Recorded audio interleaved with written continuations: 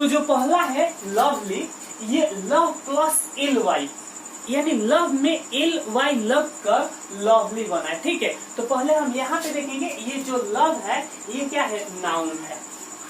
और नाउन में जब भी एल वाई लगता है तो क्या बनता है, एडजेक्टिव बनता है ना। जैसे फादर में एल वाई लगाते हैं तो फादरली हो जाता है। तो फादर क्या है, नाम है ना, नाउन है, तो फादरली क्या हो गया, adjective. In the same way love में एल वाई लगा तो क्या हो गया, लवली, और लवली क्या है, एडजेक्टिव। इतना समझ में आ गया। अब देखिए लोग, और इसका मीनिंग क्या होगा, इसका मीनिंग होता है यानी इसका मतलब ब्यूटीफुल या अट्रैक्टिव यानी सुंदर। ठीक है, अब ये चीज आपको समझ में आ गया कि लवली क्या है, एडजेक्टिव है। तो जब ये एडजेक्टिव है तो कभी भी या तो नाउन या प्रोनाउन को ही क्वालिफाई करेगा। किसको, नाउन या प्रोनाउन को। तो जहां भी कोई भी नाउन दिया हो और उसके पहले लवली और लविंगली में हमें चूज करना हो तो हम वहां पे क्या चूज करेंगे, लवली। यहाँ पे आपको एग्जांपल से समझ में आ जाएगा। ए लवली फेस, फेस क्या है, नाउन है, तो नाउन के पहले क्या आता है, एडजेक्टिव आता है ना। तो यहाँ पे हम लवली लिखेंगे तो सही होगा और लविंगली लिखेंगे तो गलत होगा। ठीक है, यहाँ एक एग्जाम्पल से आगे आपको और एग्जाम्पल देकर समझाएं। ठीक है, अगला है हमारा लविंगली। ठीक, ये देखिए लविंग प्लस एल वाई से बना है। क्या, लविंग प्लस एल वाई। और लविंग क्या है, एडजेक्टिव है।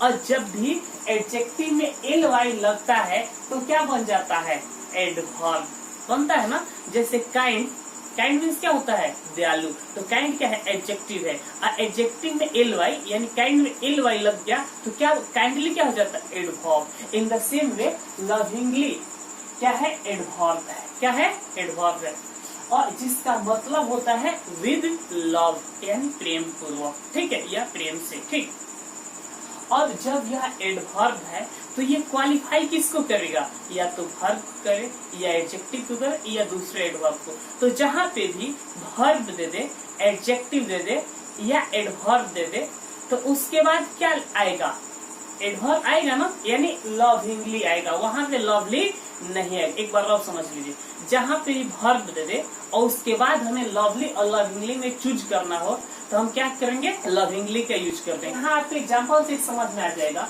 Salman and Aishwarya smile lovingly at each other. देखिए अब स्माइल है, स्माइल यानी मुस्कुराना, ये क्या है, वर्ब है।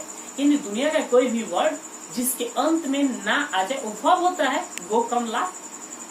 तो in the same way smile means क्या, मुस्कुराना, ना आ जाए तो ये भी वर्ब है। तो वर्ब के बाद अब लविंगली आएगा या लवली आएगा, आप बताइएगा। हाँ बिल्कुल सही, लविंगली आएगा। तो हमारा ये सेंटेंस क्या है, सही है। ठीक है, नीचे एक आपको दिए हैं दो सेंटेंस, आपको बताना होगा कि इसमें क्या होगा। व्हाट ए लवली या लविंगली मॉर्निंग। इसको भरने से पहले हम यहाँ देखेंगे कि ये वर्ड क्या है, मॉर्निंग। अब मॉर्निंग क्या है, नाम ही तो है, ये नाउन है। तो नाउन के पहले क्या आएगा, एडजेक्टिव आएगा। तो अब लवली एडजेक्टिव है या लविंगली, आपको समझ में आ गया है। अब बिल्कुल सही, लवली क्या है, एडजेक्टिव है।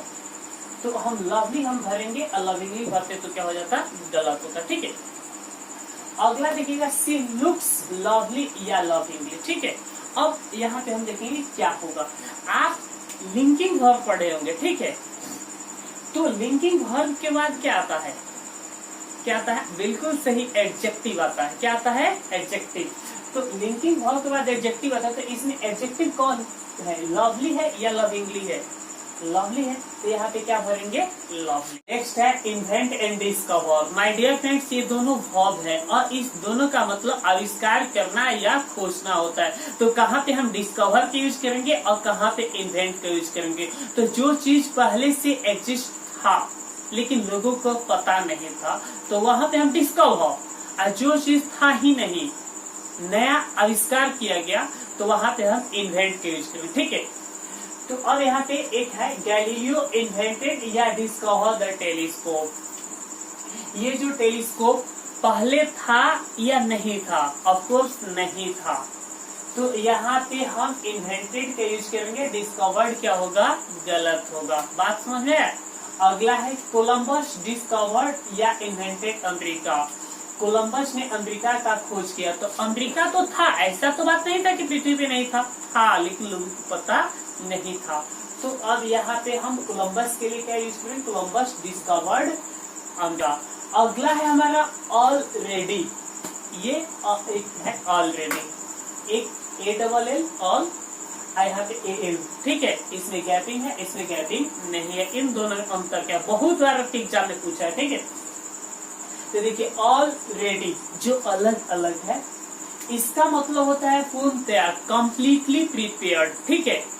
और ये क्या है, पार्ट ऑफ स्पीच के अनुसार क्या है, एडवर्ब है। तो ये जब एडवर्ब है तो क्वालिफाई किसको कर गया, तो वर्ब को, एडजेक्टिव को या दूसरे एडवर्ब को, ठीक है, सिंपल ये समझिएगा। यहाँ पे एग्जांपल्स आपको समझ में आएगा। Now all the countries are all ready to finish terrorism. अब सभी देश टेररिज्म को यानी आतंकवाद को खत्म करने के लिए पूर्ण तैयार है, ठीक है। अगला है ऑलरेडी, ALREADY। इसका मतलब क्या होता है, पहले से ही, पहले ही, कैसे बोलते हैं कि वो पहले ही यह काम कर चुका था। He had already done this work, ठीक है। यहाँ एग्जाम्पल भी दिए हैं। She had already talked to Shyam, वो तो पहले से ही श्याम से बात कर चुकी थी। तो ऑलरेडी क्या दिखाएगा, पहले से ही, ठीक है। ये क्या दिखाएगा, पूर्ण तैयार, ये टाइम इंडिकेट करके, ठीक है। अब नेक्स्ट है access and excess, ACCESS and EXCASS। इसमें अंतर क्या है, फर्स्ट हमारा ACCESS, इस एक्सेस का मतलब होता है रिच, यानी पहुंच, टू रिच नहीं, रिच, पहुंच, ठीक।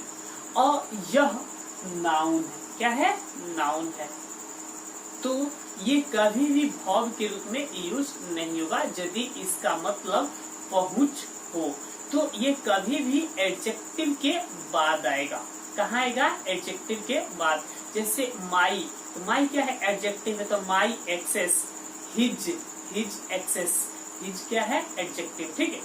तो यहाँ पे दिया है his access is not to the DM, उसकी पहुंच DM तक नहीं है। तो हिज क्या है, ये एडजेक्टिव है। तो एडजेक्टिव के बाद क्या चाहिए, नाउन चाहिए, ठीक है। तो यहाँ पे हम एक्सेस सही हुआ कि उसकी पहुंच DM तक नहीं है, ठीक है। अब देखिए एक्सेस, EXCASS, इस एक्सेस का मतलब होता है टू मच, यानी आवश्यकता से अधिक। तो जहाँ पे आवश्यकता से अधिक की बात होगा वहाँ पे हम EXCESS लिखेंगे। जैसे excess of everything is bad, किसी भी चीज की अधिकता शोभा नहीं देता है। जैसे एक लोग कहावत कहते हैं, एक्सेस ऑफ स्पीकिंग और excess of silence is not good, यानी अति का भला न बोलना, अति की भली न चुप। तो यहाँ पे क्या, अति, तो अति दिखाने के लिए हम क्या लिखेंगे, एक्सेस, EXCASS। अब यहाँ पे अति दिखाने के लिए हम ACCESS लिखे तो क्या होगा, गलत है, क्लियर। देखिए एक्सेस ये वर्ब का भी काम करता है, और जब ये वर्ब का काम करता है तो इसका मतलब क्या होता है, पहुंचना, पहुंच नहीं। तो ये कभी भी सब्जेक्ट के बाद आएगा, ठीक है। यहाँ पे एग्जाम्पल समझे, click on the icon to access the file. आपको एक चीज और देखिएगा, जहाँ पे भी टू आता है वहाँ पे क्या आता है, V1 आता है। तो ये क्या है, टू है, तो टू के बाद क्या चाहिए, V1। आप इंफिनिटिव पढ़े होंगे, तो टू के बाद क्या चाहिए, V1। अब हम यहाँ पे ACCESS के बदले हम EXCESS लिखते तो क्या होता, गलत हो। अब नेक्स्ट देखिएगा, effect and affect. My dear friends, ये बहुत बार आपके एग्जाम में पूछा गया, इसलिए इसको ध्यान समझिएगा। फर्स्ट देखिए इफेक्ट। इफेक्ट का मतलब होता है रिजल्ट, यानी प्रभाव। तो ये क्या है, नाउन है, क्या है, नाउन है। तो नाउन जहाँ यूज होता है वहीं पे इफेक्ट का यूज होगा, ठीक है। यानी कभी भी यह एडजेक्टिव के बाद आएगा, ठीक है। यह कभी भी वर्ब के बाद नहीं आएगा, ध्यान दीजिए, ठीक है। कॉमन एरर कैसे बनेगा, यह कभी भी एडजेक्टिव के बाद आएगा, यह कभी भी वर्ब के बाद नहीं आएगा, ठीक है, क्योंकि ये क्या है, नाउन है। अब एक चीज यहाँ आपको एग्जाम्पल समझा, her shouting had no effect on him. No यहाँ पे क्या है, एडजेक्टिव है। क्या है, एडजेक्टिव है। तो जब ये एडजेक्टिव है तो इसके बाद क्या चाहिए, नाउन चाहिए। हम आपको बताया ना कि ये नाउन है तो ये कभी भी एडजेक्टिव के बाद आएगा, ठीक है। तो यहाँ पे इफेक्ट हमारा क्या है, सही है, उसके साउंडिंग का उस पे कोई प्रभाव नहीं पड़ा। बात समझे क्या। अगला देखिए अफेक्ट। ये क्या है, अफेक्ट का मतलब होता है प्रभावित करना, असर डालना। तो जब ये ना हिंदी में आ जा रहा है, इससे पता क्या चल रहा है कि अफेक्ट क्या है, वर्ब है। क्या है, वर्ब है। तो ये कभी भी सब्जेक्ट के बाद आएगा। कहाँ आएगा, सब्जेक्ट के बाद आएगा। जैसे सब्जेक्ट पर क्या आता है, वर्ब आता है। जो अफेक्ट कहाँ आएगा, सब्जेक्ट के बाद आएगा, ठीक है। आपको एग्जाम्पल समझ में आएगा, this disease affects the brain. और देखिए डिजीज दिया है तो ये सब्जेक्ट हो गया दिस डिजीज, और दिस डिजीज के बाद हमें क्या चाहिए, वर्ब चाहिए।